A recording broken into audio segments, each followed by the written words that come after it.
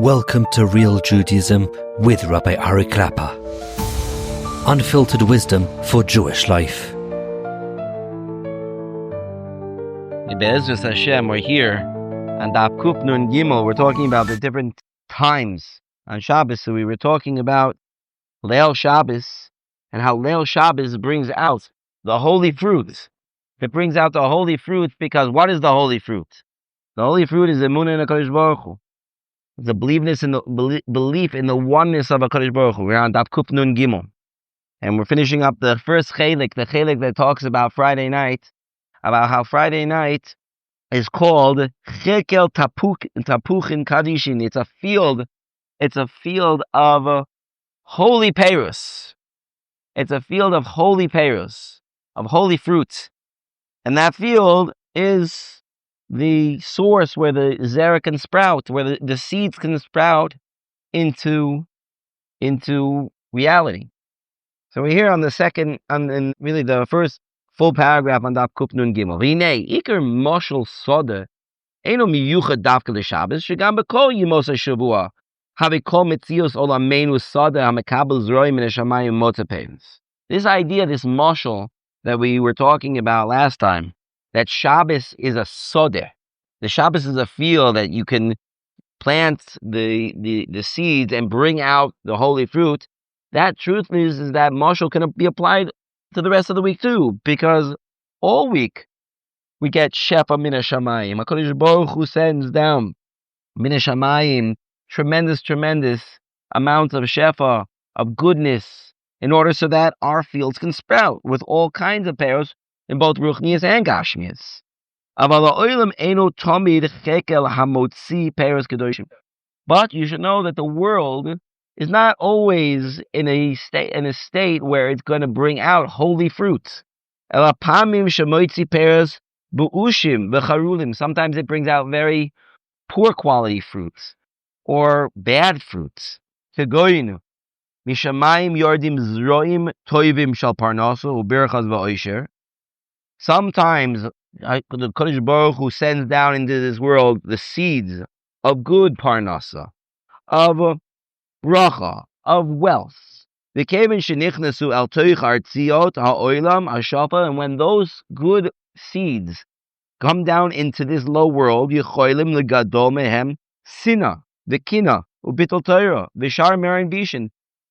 things which are supposed to be meant for shefa, supposed to be meant for the goodness, so that people can have in this world, so they can focus on good things, and instead those things turn into, unfortunately, jealousy, hatred, bitul Torah, and other things that a person should be embarrassed about. Why should this good shefa that Hashem is sending down turn into these bad things? Where is the problem? Where's the problem? The problem is not in the seeds. Kol davar sheyared min hashamayim is l'toiva. HaKadosh Baruch Hu gives us things is l'toiva. Where's the kilkul happening? Ela bekarka magdelis. The problem isn't with the shefa that Hashem is sending down to us. The problem is here in this world.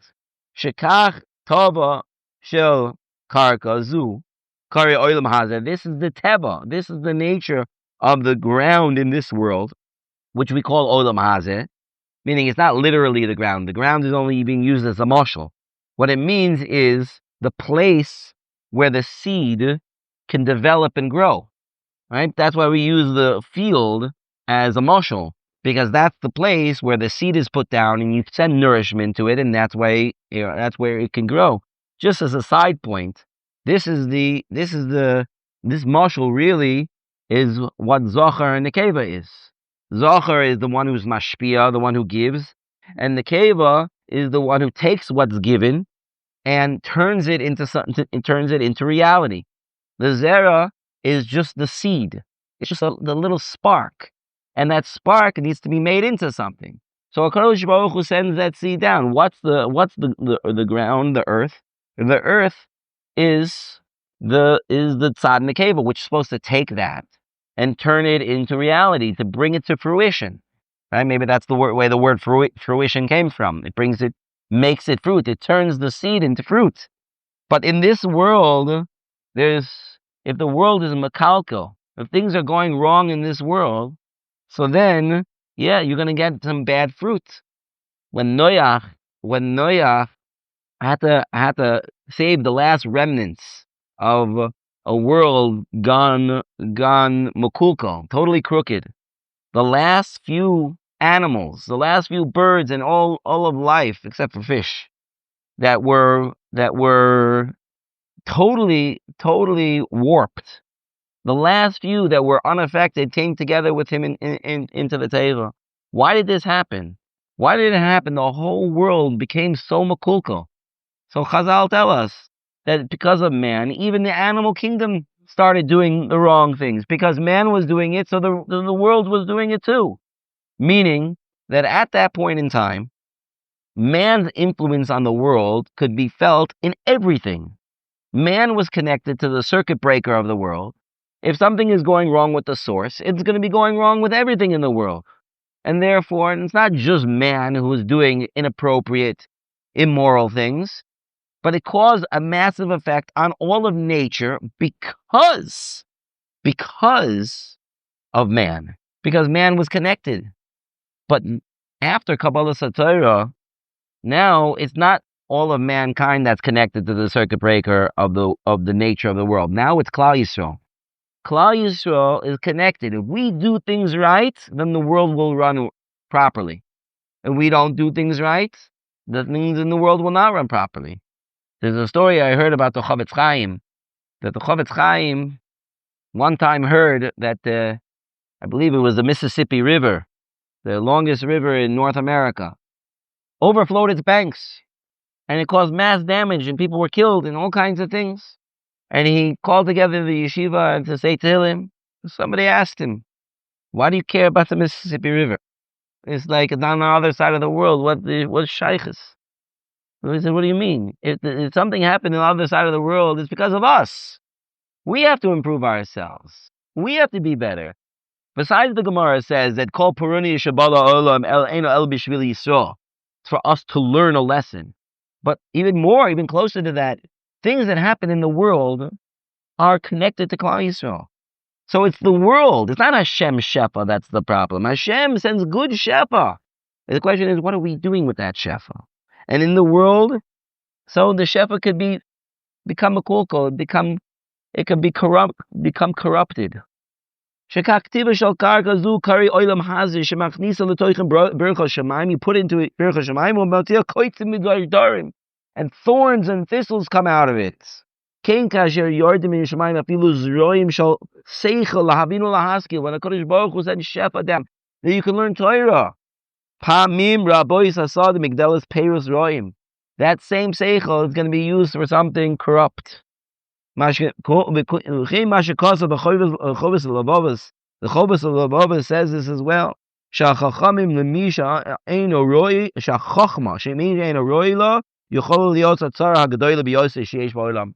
When chachma is given to somebody who's not roi for it, he doesn't know how to use it in a proper way, that could be the biggest destruction to the world.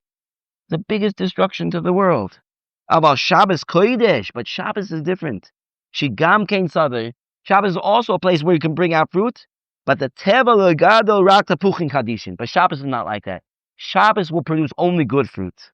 Nirin usmeichin. That will enlighten and that will bring simcha. But like he said, the rest of the world is not like that. There are some great people.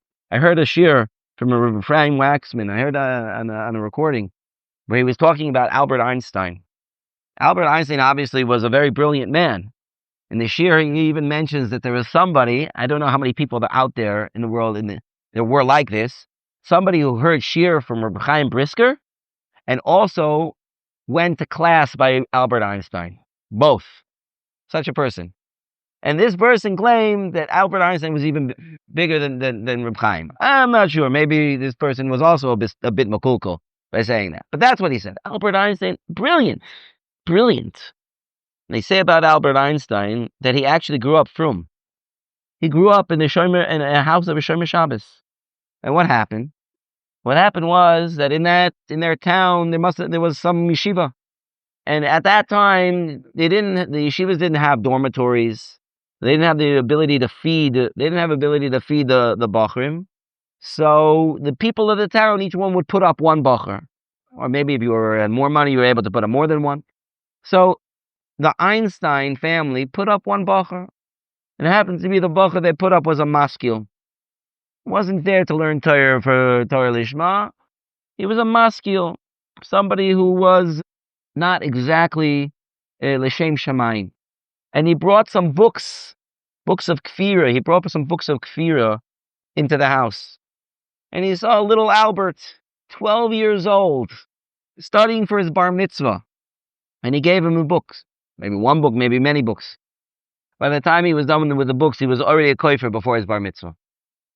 And Albert Einstein went on to be one of the greatest mathematicians, physicists, whatever he was, coming up with brilliant theories, and was one of the main scientists that created the nuclear bomb. So he had tremendous koach. What could he have done in Torah? Imagine what he could have done in Torah. And on the other hand, what did he bring out? He brought out the most destructive physical force that we know in the world today. That's what he did. He could have brought out something kadosh, and instead he brought out something so destructive that could destroy the whole world. On the other hand, they say about Rabbi Kotler, that Rabbi Kotler was a little boy, also was brilliant, and there were members of his family that were pushing him to go to university. And Baruch Hashem, they were able to get him to Slobodka, and he became the great Rabbi Kotler, and thousands and thousands and thousands, tens of thousands of people learning today in Lakewood and other places is in his schus. And they say that he had a relative, I think it was a sister, who was totally off the derech. And when she spoke about her brother, little Aharon, he said, he could have been a great mathematician. He could have been a great mathematician. What happened to him? He could have been so great. You see, such a person, instead of becoming Mekulkal, he became a great leader of all of Torah. So it can go both ways. Shabbos is kulo. Shabbos is kulo kodesh. So when the fruits come out from Shabbos, it's kulo kodesh. Now we're going to start Oiz Beis. Suda Shniya. We're going to start now the second stage of Shabbos, which is represented in the second meal of Shabbos. Suda Shniya shel Yom HaShabbos. The Shabbos day meal. Nikra Sudosa Datika Kadisha. It's called the separate holy Suda. A meal that's separate and holy. Maybe old. Atika. From Lashon of Atik. Shuhu kinui LaHashem Yisbarach. That is another name for Hashem himself. Pia Nemer by Daniel, like the pasuk says in Daniel, but Atik Yomin Yosef Levushe Kitelek Chiur Umashmos Kinui Zehu Amidas Gadlus Hashem Yisbarach Haneatekes Minizgeves Mikol Tvisas Olamenu. The idea behind this name of a Kodesh Baruch Hu is that a Kodesh Baruch Hu is separate. He's above everything else. That we can't grasp his greatness. That's the idea behind Asika Kadisha. He's holy and above and separated. That's, by the way, what the word Kadosh means. The word Kadosh, holy, really the root of Kadosh means to separate. Right? At a wedding, a chassan says to a kala, Hare at mikudeshes li. So what does that mean? He's bringing her as a carbon? You are now holy. Right? You say to an animal, you're holy. You'd be careful about that because you don't know. Now you have to bring it to the Beit HaMikdash, you bring it as a carbon. Right? What does the word Kodesh? You're holy. What does it mean you're holy? Hare at mikudeshes li. What do the words mean? It means you're separated. That's what it means. It means you now are put to the side. Before, theoretically, you could have been mutter to any man. Now you're separated. You're separated from all those other men out there, and now you're only for me. Now we have a unique relationship, just the two of us. That's what the lashon of kadosh means. Kadosh means to separate. Kadosh could be separated and be higher, and kadosh could be separated and be lower. The word kadosh also is used in the pasuk in the Torah, lo siya kadesha. There shouldn't be a kadesha. A kadesha is a harlot. There shouldn't be a prostitute. How could the same word apply to something that is very elevated and at the same time very low? How could that be? The answer is because the essence of the word means to separate. But it didn't say how you're separating it. It could be separated for something good. It could be separated for something bad. So here, it's asika kadisha. It's raised above and higher and holy. Holiness means that it was separated for a higher purpose. So let's see what that higher purpose is. Vinei bi'arnu b'chelik aleph. We already explained in the first part of this sefer. Shamalchus yesh shnei chalokim. In Malchus there are two parts. Haketer v'hamalchus. There's the kingdom and there's the crown. We discussed the crown much earlier in this sefer. Go back to, I don't remember which year it was, but pretty early in the Shurim. V'hei mamish shnei inyanim. There are two different things. Chekel tapuchin kadishin v'osik yoimin. They are, first of all, the first Suda, which represents the field of holy fruit. And the second is asik yoimin, a separated day. Chekel tapuchin kadishin moira ala malchus k'mo shenema. This field, this holy field, represents malchus. Malchus means the way that things can be brought to fruition. We discussed this at great length in Chelik Aleph, just as a brief reminder. We discussed how Malchus has the ability to bring all the pieces of something together in order to make it functioning and usable. Like we had said, a mashal of a table then, that if you have all the pieces of the table, you still don't have a table. You can have all four legs and you can have a tabletop. But until they're put together as a table, you might have all the pieces, but you don't have a table. The idea of Malchus is when we put everything together so that it all works together. And that's the idea that we just said about Friday night, about Leil Shabbos, that we're using this Shabbos as what is uniting us to bring out the usability of it, what we're making, what we're doing. The asik yoimin, and now the second part, hu hoira ala keser. This is going to tell us about the crown. What does that mean? V'kavana kamo haketer. Ikar ha'gosha bo ma she'eno chelik mechuber leklal haguf. The idea of the crown is that the crown is not part of the body. Ela netak. It is separated. Umuvdol gaavah min harosh, and it is higher than the body. Right? The crown sits on the head. It is higher than it. Lahoirois, and the point of the crown is sha'apo pi shahamelech nimsa itanu b'medina. Even though the king is here, he's together with us. He is the one who's bringing everything together. He is with us here to unite our country together. Be'emes hu netak umalo mala mitvisas anshe hamedina. But really, he's above. He might just seem to be like he's a human being, just like we're all human beings. His blood is just as red as ours. And he's uniting all of us. He has to become part of us in order to unite all of us. But really, he's still way above. He's still way above all of us. Keinu kinui asik yoimim. That's what it means that he's separated and above. Elyon v'netak v'gavo aleim. He's above and separated from everyone. So there's a malchus, as the malchus who gets down into this world, into this country to unite everybody.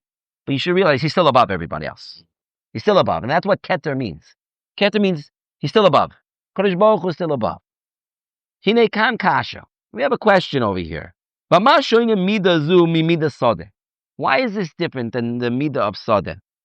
The first midah. Sharei v'adai shegam derech hasadeh roim shazroim nizru bo he metzius elyoinu mehatzimtzum shel olamenu. When we have a sadeh, and when the sadeh, the field brings out its fruit, so it's fulfilling its tachlis, that fruit itself is bigger than the ground. It's bigger than the sadeh. The sadeh is the base. And we're bringing out the fruit. So the fruit is above. Shabbos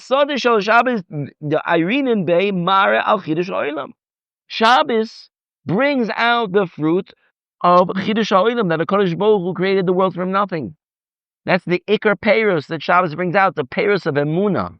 the fruits of emunah that we can grab onto, and we can say, we know the truth in the world. We know that the Rebbeinu Shalom created the world in 7 days, and He created from nothing, and that's what Shabbos represents. We know that. That shows the Kodesh Baruch Hu is endless. His power is endless. He has His power over everything. The Kamoshi is bar le'el b'koach chelek sheni. V'adei shazu midas netak ve'elyonim mikol tzmitzos olamenu. This power of yesh me'ayin, this power of not being subject to any rules of nature or any rules at all, puts Kodesh Baruch Hu on a higher level. So what's more about the second step than about the first step? The whole first step, which we said was chekel tapuchin, the field of fruit, is bringing the same thing out. We're showing that HaKadosh Baruch Hu is elevated. That's what the fruit of the field is. That HaKadosh Baruch Hu is elevated. That HaKadosh Baruch Hu has all the power to do everything. That HaKadosh Baruch Hu is not limited to any rules. He created everything yesh me'ayin. That is the fruit. And that itself is what shows that HaKadosh Baruch Hu is higher than everything. So we already see that HaKadosh Baruch Hu is higher than everything in the first stage, in the Friday night stage, in the Leil Shabbos stage. What do we need anymore that we don't have? What's new over here that we don't have? Amnam hevdel hu, says Reb Pinkus. The difference is shederech hasada ein hachanami, shetoifsim eichutam utchunosam shalazroim shenizru besoichu. The way of a sadeh is that, yes, it grabs onto the quality of whatever was put into it, of the seed that was put into it, and brings it out. Aval sof sof lo roim et etzem azroim. You don't actually see the seed. When you put the seed into the ground and it's covered with dirt and you water it, you don't see what's happening underneath the soil. You don't see what's really going on. Rak mikoach haseichel. It's only through understanding that it's not magic that, like, you put a seed into the ground, all of a sudden there's a tree over here and it's growing fruit. Or you put the seed into the ground and all of a sudden you have the fruit itself that's grown from it. When it brings out, how did that happen? How did the fruit come out? Wow, that's really an amazing thing. Do you actually see it? Is it mulei naim? Is it in front of your eyes? Do you see that it actually happened? You see the results of it, but you didn't see it. For sure, it grew. This is what the second stage is. The second stage is that we can see something clearly. Aspaklaria mi'ira means very clear, perfectly crystal clear, see-through glass, where you can see exactly what's happening. If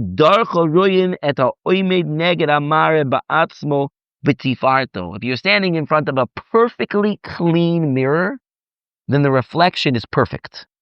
Perfect. And I was in Madatech over Pesach. It's like a science museum in Haifa. And one of the things they have there is different shaped mirrors. So they have this mirror shape that you can look really tall, and the mirror shape that you can look really short, and the mirror shape that you can look really fat, and the mirror shape that everybody loves that makes you look real skinny, right? Everybody liked that one. But it doesn't truly represent what it's reflecting. If you have a perfect mirror, then it perfectly represents what's opposite it. So if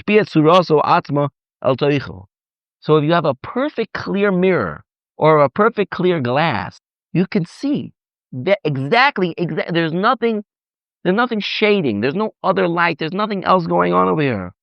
And that's what Shabbos is. That's what the daytime of Shabbos is.